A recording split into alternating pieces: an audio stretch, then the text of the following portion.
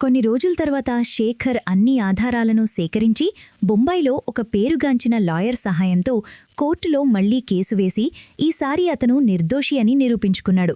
Court కూడా అన్ని ఆధారాలను జాగ్రత్తగా పరిశీలించి ప్రియని కూడా నిర్దోషిగా విడుదల చేసింది.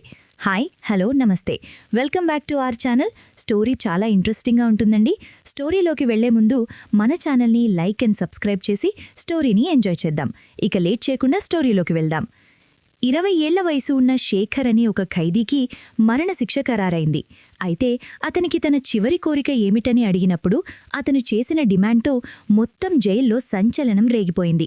ఎందుకంటే అతను డిమాండ్ చేసినది ఇప్పటివరకు ఎవ్వరూ చరిత్రలో కోరలేదు. అయితే అతని చివరి కోరిక ఏమిటంటే అతని జీవితంలోని ఆఖరి రాత్రిని ఒక కన్యతో గడపాలని, అంతేకాకుండా ఆమె స్వచ్ఛందంగా తన భార్యగా అంగీకరించి తనను పెళ్లి చేసుకోవాలని. సో దీనికి సిద్ధంగా ఉన్న అమ్మాయి ఎవరైనా ఉన్నారా చూడండి అని కోరుకున్నాడు.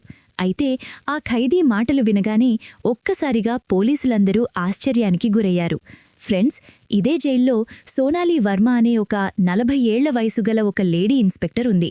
ఆమె జీవితం మొత్తం ఓటు గదులు, పోలీస్ స్టేషన్లు, జైలు గోడల మధ్యనే గడిచిపోయింది. ఆమె ఇప్పటివరకు ఎంతోమంది ఖైదీలను చూసింది.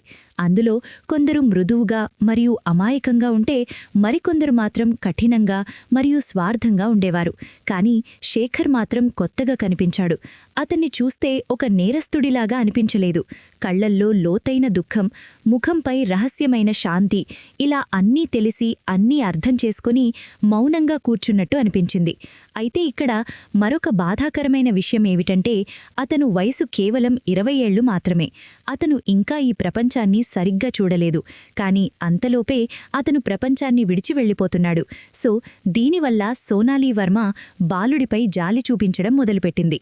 అయితే శేఖర్ ఎక్కువగా మాట్లాడేవాడు కాదు. మాట్లాడినా ఆ మాటల్లో అనుభూతి కంటే అలసట ఎక్కువగా ఉండేది. ఎన్నోసార్లు అతన్ని అడగాలని అనిపించింది, శేఖర్, నువ్వు ఏం చేశావు? అసలు ఏ తప్పు వల్ల నీకు ఈ ఉరిశిక్ష పడింది అని. కానీ అతని ముఖంపై కనిపించిన నిరాశ నా ప్రశ్నను మౌనంగా చేసింది. పోలీసుద్యోగం వల్ల నా మనసు ఎంతో కఠినంగా మారింది. కానీ ఖైదీ నెంబర్ 870 అంటే శేఖర్ ముందు కఠినత కరిగిపోయేది. చట్టప్రకారం ఖైదీలతో వ్యక్తిగత సంబంధాలు నిషేధమని నాకు తెలుసు. అయినా సరే ఎక్కడో లోపల ఒక అణిచిపెట్టిన ప్రశ్న ఎప్పుడూ ఉత్పన్నమవుతూనే ఉంది. ఆ బాలుడు నిజంగా నేరస్తుడా, లేక పరిస్థితుల వల్ల అతను అలా తయారయ్యాడా? అయితే ఇలాంటి పరిస్థితులలో నాకు ఒక ఆదేశం వచ్చింది, శేఖర్ చివరి కోరికను అమలు చేయాలని. 2 రోజుల తర్వాత అతనికి మరణశిక్ష అమలు చేయబడనుంది.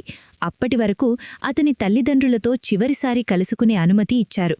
ఆ వార్త విన్న క్షణాన నా గుండెల్లో వింతగా ఒక భయం వ్యాపించింది. జైలు వాతావరణంలో కఠినత సాధారణం. కానీ నేడు ఆ గోడల వెనుక దుఃఖం, భయం మరియు ఒక నిశ్శబ్ద అనుభూతి కలిసి ఒక భారమైన నిశ్చలతను సృష్టించాయి. నాకు తెలుసు, మరణశిక్ష పొందే ప్రతి ఖైదీకి చివరి కోరిక తెలియజేసే హక్కు ఉంటుంది అని. అయితే ఇప్పటివరకు చాలామంది ఆ చివరి కోరికగా ఏదైనా ఆహారం లేక ఎవరైనా కలుసుకోవడం, ఇక ఇంకేదైనా కోరుకునేవారు. కానీ శేఖర్ మాత్రం చరిత్రలో ఇప్పటివరకు ఎవ్వరూ అడగనిది కోరుకున్నాడు. సో తర్వాత రోజు శేఖర్ యొక్క చివరి కోరిక అడిగే ఆదేశం వచ్చింది. నేననుకున్నాను, బహుశా అతను తన కుటుంబంతో కొంత సమయం కోరుతాడు, లేక సాధారణ కోరిక తెలియజేస్తాడు అని. కానీ నేను అతని ముందుకు వెళ్ళినప్పుడు అతని ముఖంపై వింత శాంతి ఉంది. నేను మెల్లగా అడిగాను, శేఖర్, నీకు ఏదైనా చివరి కోరిక ఉందా? చెప్పు, నెరవేర్చే ప్రయత్నం చేస్తామని. అయితే అప్పుడు అతను నా వైపు చూస్తూ కొంత సమయం తర్వాత, అవును, నాకొక చివరి కోరిక ఉంది, కానీ మీరు దాన్ని తప్పకుండా తీరుస్తానని వాగ్దానం చెయ్యండి అని అంటాడు. అప్పుడు సోనాలి వర్మ, నీ కోరిక ఏదైనప్పటికీ మేము దాన్ని పూర్తిగా నెరవేర్చడానికి ప్రయత్నిస్తాము. ఎందుకంటే ఇది ఒక ఖైదీ యొక్క హక్కు అని చెప్తుంది. కానీ కొంత సమయం తర్వాత నేనతన్ని ఎస్పీ సార్ దగ్గరికి తీసుకువెళ్ళినప్పుడు ఎస్పీ సార్ శేఖర్ను, నీ చివరి కోరిక ఏమిటి బాబూ అని అడిగారు. అప్పుడు శేఖర్ ఒక్క క్షణం కూడా ఆలోచించకుండా, సార్, నాకు ఉరిశిక్ష పడే ముందు నేను నా జీవితంలో మొదటి మరియు చివరిసారి పెళ్లి చేసుకోవాలనుకుంటున్నాను. అంతేకాకుండా నా భార్యతో ఒక రాత్రి గడపాలనుకుంటున్నాను అని చెప్తాడు. అయితే ఆ మాటలు విన్న పోలీస్ స్టేషన్ మొత్తం ఒక్కసారిగా నిశ్శబ్దం అలుముకుంది. ఎస్పీ సెల్ మరియు మిగతా అధికారులు ఒకరినొకరు ఆశ్చర్యంగా చూసుకున్నారు. అయితే కొంతసేపటికి ఎస్పీ సార్ గంభీరంగా చెప్పారు, బాబూ, పెళ్ళైతే చేయించగలం, కాని ఒక్కసారి ఆలోచించు, ఎవరైనా అమ్మాయి నిన్ను పెళ్లి చేసుకోవడానికి సిద్ధపడుతుంది. ఎందుకంటే 2 రోజుల తర్వాత నీకు మరణశిక్ష పడుతుంది కాబట్టి. 2 రోజుల తర్వాత ఆమె వెధవరాలవుతుంది. అంతేకాకుండా నువ్వు నిరుపేదవి. సో ఆమెకు సహాయం చేసేవారు కూడా ఎవ్వరూ ఉండరు కాబట్టి ఎవరైనా అమ్మాయి తన సొంత జీవితాన్ని తన చేతులతో పాడు చేసుకుంటుందా అని ఎస్పీ సార్ శేఖర్ను గంభీరంగా అడుగుతాడు. శేఖర్ మాత్రం ఆ మాటలు మౌనంగా వింటూ ముఖంపై ప్రశాంతతమైన చిరునవ్వుతో అన్నాడు, నేను నా మాటలపై నిలబడతాను సార్. నా చివరి కోరిక ఇదే. ఆ మాటలు వినగాని ఎస్పీ సార్ కోపంగా, ఎక్కువగా మాట్లాడద్దు. ఈ కోరిక నెరవేరినది కాబట్టి ఇంకా ఏదైనా కోరుకో. ఎవర్నైనా కలవడం, ఏదైనా తినడం, ఒక ప్రదేశానికి వెళ్లడం లాంటివి కోరుకో అని చెప్తాడు. అప్పుడతడు మళ్లీ శాంతంగా అన్నాడు, సార్, మీరు ఆందోళన చెందకండి. నా పెళ్లి స్వయంగా జరుగుతుంది. మీరు ఒక్క పని చెయ్యండి. నా పెళ్లి స్వయంగా జరుగుతుంది. మీరొక్క పని చెయ్యండి. మసీదులో లేదా పట్టణంలో ప్రకటన చేయించండి. ఖైదీ శేఖర్ తన మరణశిక్ష ముందు రోజు పెళ్లి చేసుకోవాలనుకుంటున్నాడు. అయితే అతన్ని ఎవరైనా స్వచ్ఛందంగా పెళ్లి చేసుకోవాలని అనుకుంటే దయచేసి పోలీస్ స్టేషన్ని సంప్రదించండి అని ప్రకటన వేయించమంటాడు. అంతేకాకుండా ఒకవేళ ఈ ప్రకటనను విన్న తర్వాత ఎవరైనా అమ్మాయి ఒప్పుకోకపోతే నాకు ఎలాంటి సమస్య లేదు సార్. అప్పుడు నన్ను వెంటనే ఉరితీయండి అని చెప్తాడు. సో ఇదంతా చెప్తున్నప్పుడు శేఖర్ కళ్లల్లో కొంత నిజాయితీ కనిపించింది. అయితే కొంత సమయం తర్వాత ఎస్పీ సార్ శేఖర్ మాటలను అంగీకరించారు. కాబట్టి తర్వాత రోజు పోలీసులు మార్కెట్, మసీదు మరియు నగరంలోని ప్రతి మూలా శేఖర్ చెప్పినట్టు ప్రకటన వేయించారు.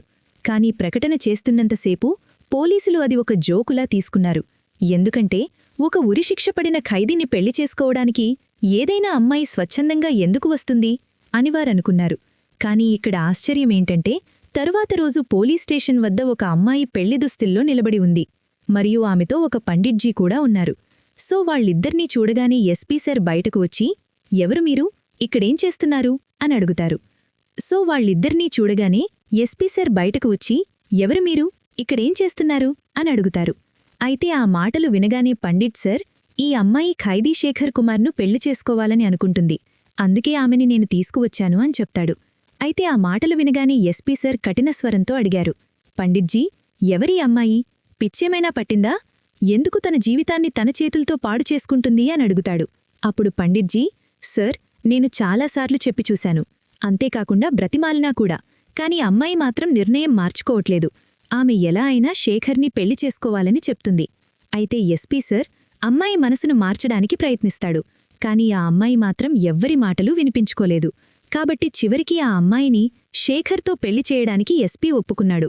కాబట్టి ఎస్పీ ముందుగా శేఖర్ను సెల్ నుంచి బయటకు తెచ్చి జైలు ఆఫీస్లో సంక్షిప్త ఆచారాలతో వారి పెళ్లిని ఘనంగా జరిపించారు. అయితే పెళ్లి పూర్తయిన తర్వాత శేఖర్ చిరునవ్వుతో అన్నాడు, ఇప్పుడు మీ వాగ్దానం ప్రకారం నా పెళ్లి కూతుర్ని నా దగ్గరకు పంపండి.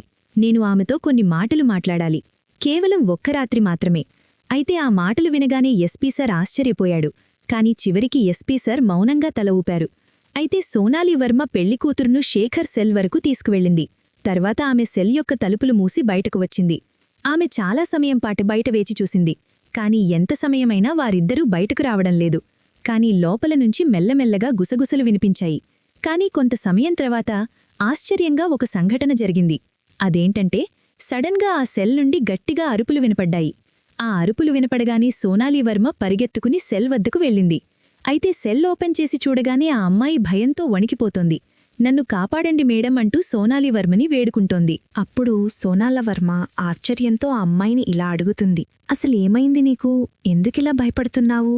నువ్వే కదా అతన్ని స్వచ్ఛందంగా వివాహం అడిగావు, మరి ఎందుకతన్ని చూసి తడబడుతున్నావు అని అడగగానే ఆ అమ్మాయి భయపడుతూ, నన్ను త్వరగా ఇక్కడి నుండి తీసుకువెళ్ళిపోండి, నాకిక్కడ ఉండాలని లేదు, నేను వెంటనే మా ఇంటికి వెళ్ళిపోవాలి అని ఏడుస్తూ సోనాల వర్మను బతిమాలుతుంది.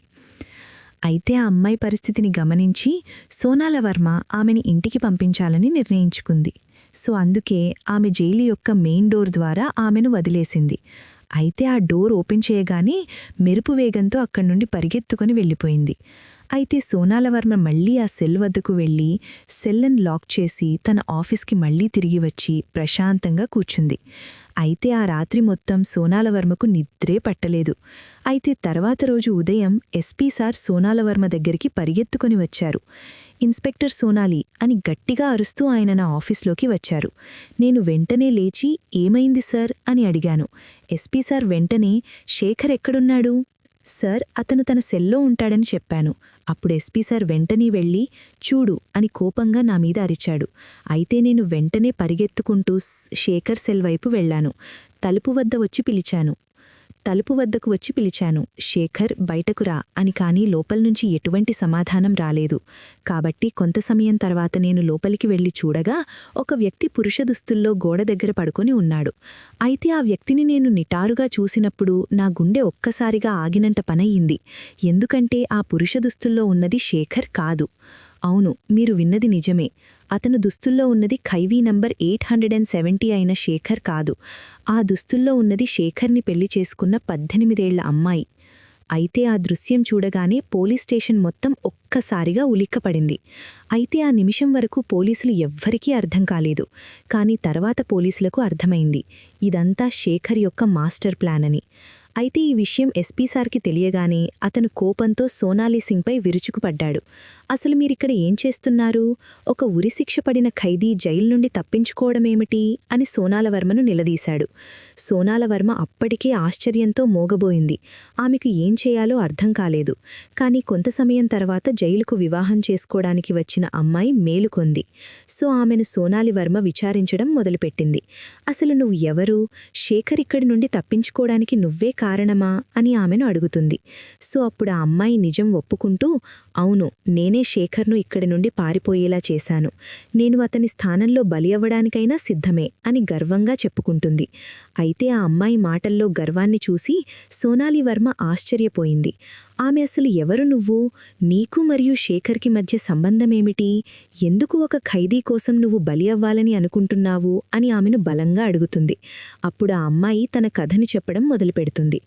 మేడం, మీరనుకున్నట్టు శేఖర్ నేరస్తుడేమీ కాదు. అతను నిర్దోషి. శేఖర్పై అన్యాయం జరిగింది.